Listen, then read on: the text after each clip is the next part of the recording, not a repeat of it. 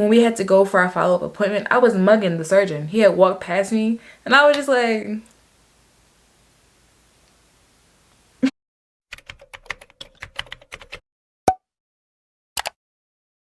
today I will be finally answering you guys questions about my surgery. It's a very delayed video and I had a few people ask me questions a couple weeks ago, probably a month, 2 months ago, but I really was not in the mood. I like to do stuff with heart.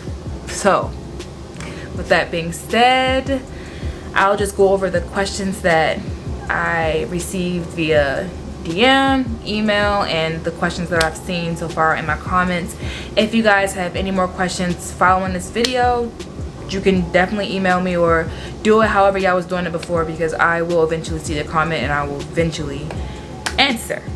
And y'all don't mind my hair because it's just one of them days.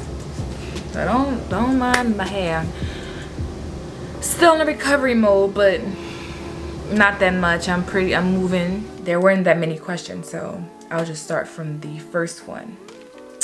So the first question that was asked was, how was the pain level after surgery?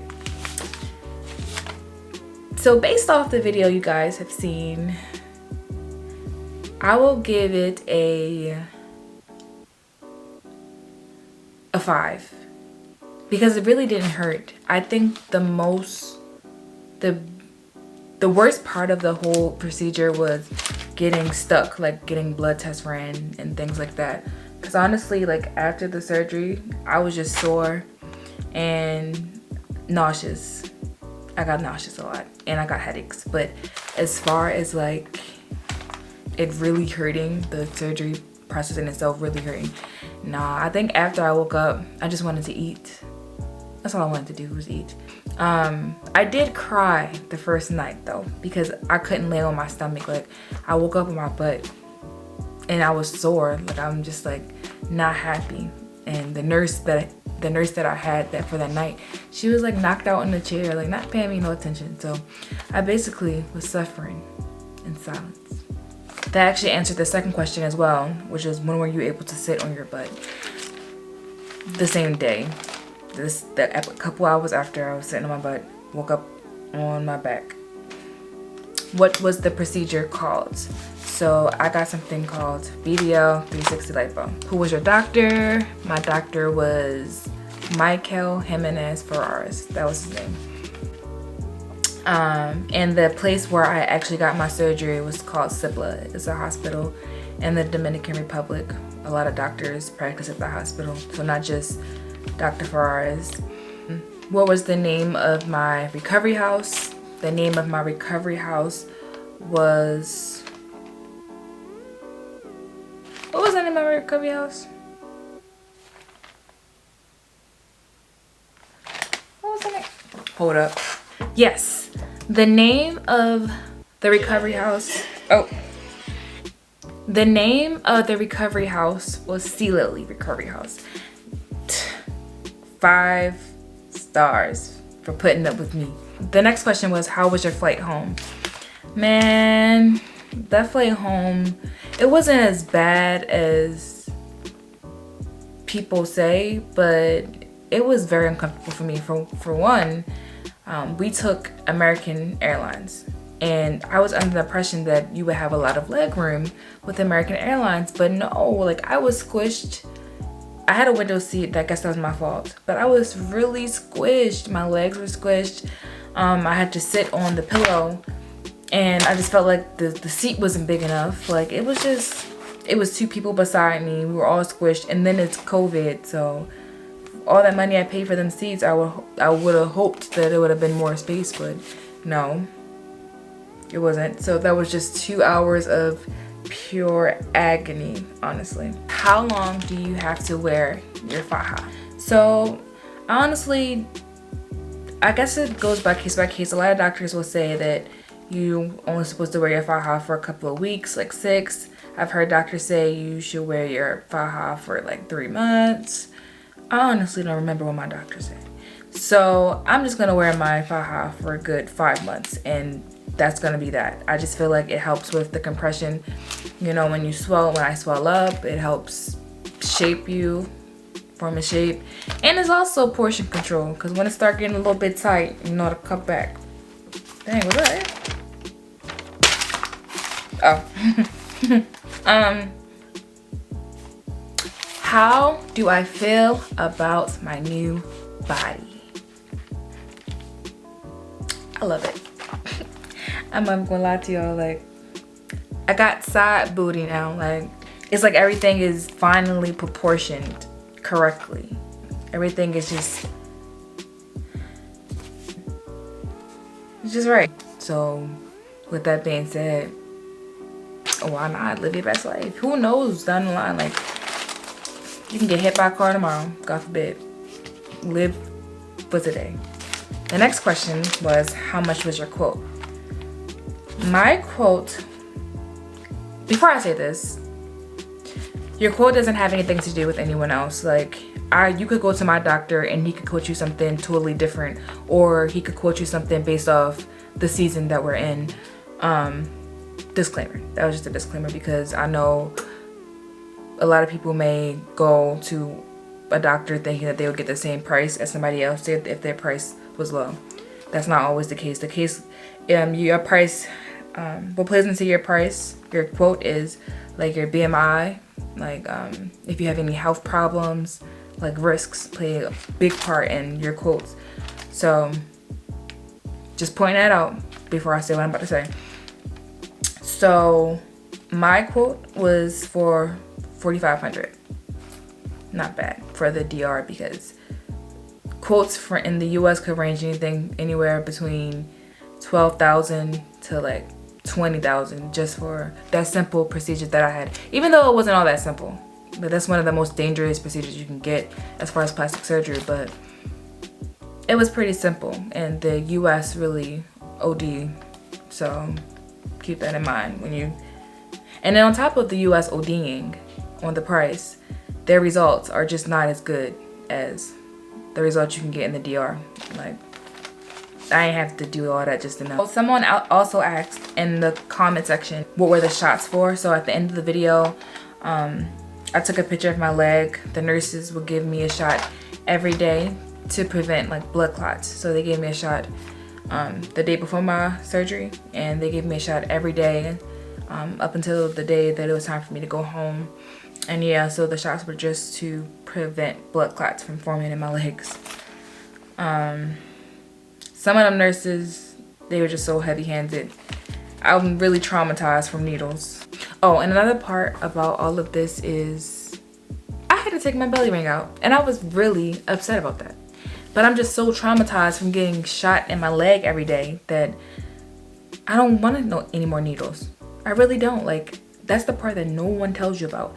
We had to take so many vitamins after surgery. Not the vitamins that I had to take to prepare for surgery, but we had to take vitamins that will keep us from getting infections and, you know, getting sick and things like that. And that part I was not prepared for, because I already don't feel good. And then the fact that I wasn't eating a lot of food right after having that kind of surgery, and then I had to take all these vitamins without eating properly. I had headaches all the time. And then like so in order for me to not get nauseous, they had me sniff like alcohol pads. So now I'm extra nauseous and lightheaded because alcohol gives you headaches. So I was just messed up for like, I was good for the first 2 days. But after that, like the third day to the fifth day, oh no, I was dead to rights, okay? Like, I didn't want to talk to anybody. Like, just turn my whole phone off. Like, I was crying. I stayed in the bed. I didn't eat anything. Like forced me to eat. Like, you have to eat something. Like, no. I'm not happy right now. I was ready to go home. I was regretting everything. I was like, bro, like, absolutely not. This is not worth, no. Never again. That was, day 3 is when I said never again. When I was nauseous all the time. That's when I said never again. I don't do headaches. Nope. When the Tylenols wasn't working, that's when I knew, like, done. The other question was, how long did you have to stay in the recovery house?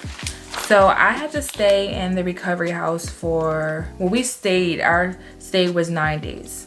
So we really only stayed in the recovery house after surgery for 8 days. So what you don't want to do is leave the DR too soon. If you decide to travel internationally, don't leave the DR or the place of wherever you're getting your surgery at too soon, because you don't want to like get infections or something happen to you and then you can't like really get in contact with the doctors, or something happen to you and you're just out of place and get an infection or something. Like, you want to make sure that you are properly doing aftercare.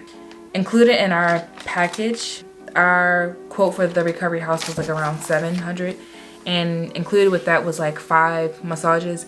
Now, I did not get my massage because during those first couple of days, I wasn't good. That's when my headaches were at an all-time high.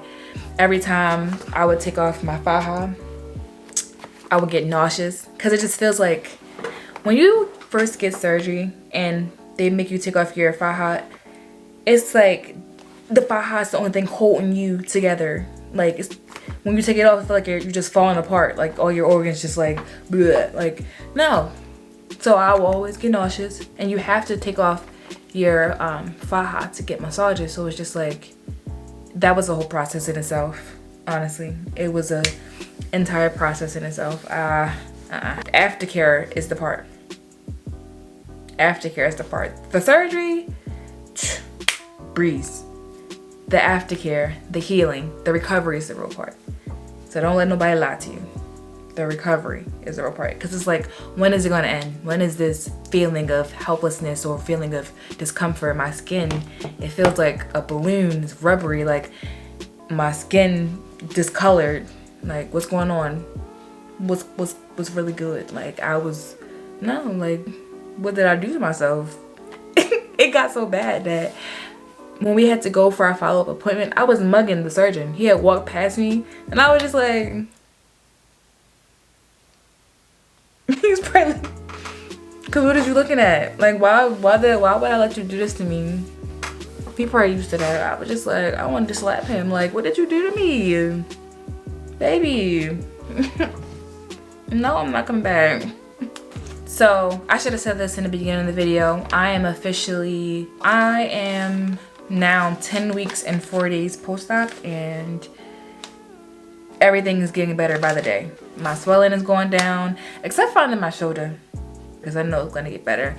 I basically live in my waist trainer, so I didn't want to tell you all this, but I have been wearing my faja for the last 3 days. I just threw it on for the video. I'm a fraud, but I'm gonna wear it faithfully again starting today. So I wash my faja once a day. Wash it once a day.